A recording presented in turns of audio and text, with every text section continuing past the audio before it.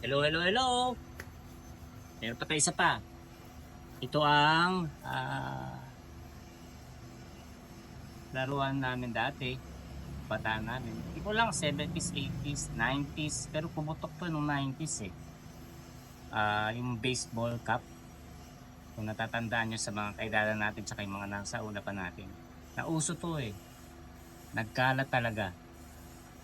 So, yun na sa amin. Ito pa yung laro pa namin noon. Ito yung urig. Dalawa po yan eh. Kasi magpisa ka ng kapatid ko, Turnel. So, yung sa akin siguro inuwala. Kasi yung sa kanya, meron pa sticker na app. So, Philippine All Collection featuring baseball cap. Laruan natin. Isa sa collection natin. So, kahit ba pa kuha natin sa US yan or ano. Pero ito kasi nauso noon eh. So, talagang nakakamiss. So, kukunin ko na po. Andito, pinapalamig ko. Dito ako. Ayan na po. Nanigas na parang yelo. Hindi pa. Ito po. Ito yung original na laruan namin. Ang baseball cap. Medyo iningatan ko na lang kasi medyo tutong na siya. Kung titignan nyo po. Maano na, manipis na masyado, nagtututong na yung plastic. So, ito 90s kasi may Chicago Bulls eh. Tapos, may Top Gun pa na sticker. Ring the Top Gun sticker. At ang Dick Tracy. Tapos, Top Gun at yung meron Tal 6. Dito, alam mo parang na baril o ano. Yung uso din dati. Ayan po. Ang paborito namin noon. Medyo ano siya. So, iningatan ko na lang dahil medyo franchise siya. Kasi souvenir na namin to nung kabataan namin. Maliit pa kami. 90s. Yan po. So, pasensya na. Hindi sunod-sunod yung ano ko eh. Yung nasabi ko, hindi naman kasi scripted. Kung ano yung pumasok sa utak ko. Diba? Para hindi magkamali man. Kamali ba pala? Walang problema. Naintindihan nyo naman. So, ayan po. Diba? Naintindihan nyo naman. Kung magkamali, diba? Hindi nakakahiya. Kasi ganun talaga eh. Ayan po. Yeah.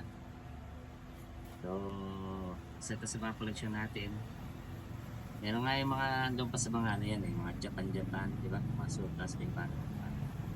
May nakikita pa tayo. Ito kasi talagang sa amin talaga to. Sa collection namin. Yan po. Yeah. So, pa-like na lang, subscribe, pa-share, to follow, at sa star naman, star, medyo parang gana naman tayo. So, lahat ng kalaman natin, bibigay natin para dito. Para sa mga di pa nakakaalam, sa nakakaalam, makinig na. Alam nyo na to eh. Skip nyo na lang sa ibang episode kung hindi nyo pa alam. So, tayo naman ay matagal na. 1999 pa tayo, ano eh. Noon pa, college eh. Nagsimula tayo ng ngolekta ng college eh. So, hanggang sa ngayon, di ba? Nagbebenta pa ako sa Manila Bullet eh. Sa palengke sa may Bukawi. Lalong tuloy ng palengke day. Nagbebenta pa ako doon ng mga abobot. Tapos sa newspaper, Manila Bulletin. Tapos sa Buy and Sell Magazine. Nag-a-ads pa ako doon sa North Mall. Eder Gotesco. Buhay pa yung ano yun. Tapos sumunod sa Predster. Tapos yung Tipid PC, OLX, Facebook, bina-introduce. Facebook kasi in-introduce lang sa atin to nung kaibigan natin na mas ahead sa atin na collector.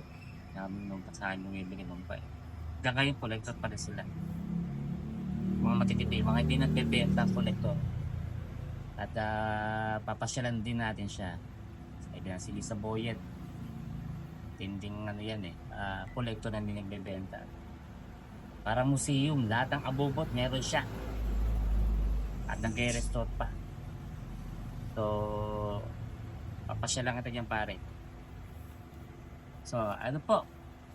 Salamat po sa pakikinig sa mga walang kakwenta-kwenta. Hindi. Dagdag kaalaman lang po. Sige po. Ha? Sige po. Salamat po ha. Bye po.